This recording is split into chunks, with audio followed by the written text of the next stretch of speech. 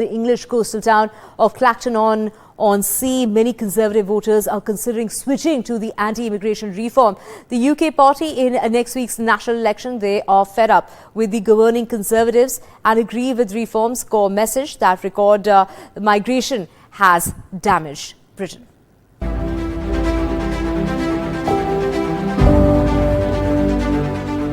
The race to 10 Downing Street is closing in as UK heads to the ballots next week, where Prime Minister Rishi Sunak's Conservatives face what various polls are calling electoral extinction, with Labour's Keir Starmer being tipped to become the next Prime Minister.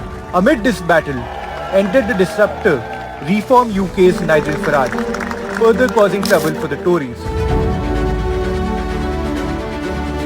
The truth is that between Labour and Conservatives, on economics there are almost no differences. On immigration there are almost no differences. On really big issues, they argue like, they argue as if they're in a cat fight, but the reality is there are no big philosophical fundamental differences at all. And we've injected something new and fresh into this camp.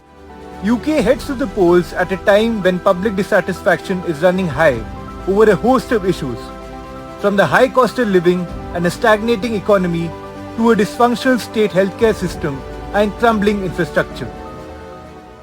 Yeah, and all the promises and nothing ever gets done. You feel like every time they vote, whoever it is, whether it's Labour or Tory, they're just lining their pockets to be, they're earning a lot of money.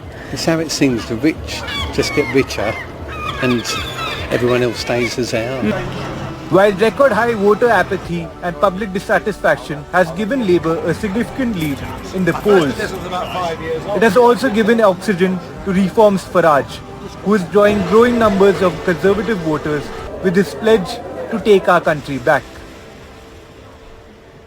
Well, Nigel Farage is trying to weaponise the issue of immigration in quite a simple way, which is to say he explicitly campaigned in the 2016 referendum saying, if we take back control of our borders, we can cut immigration. The reality has been, since we left the European Union, with the Tories in charge, net immigration has reached record numbers, over 700,000 in the last year we have the data for. Farage's Reform UK has a strong stand on immigration, wanting to bar international students from bringing their families, as it says, to boost wages and protect British values.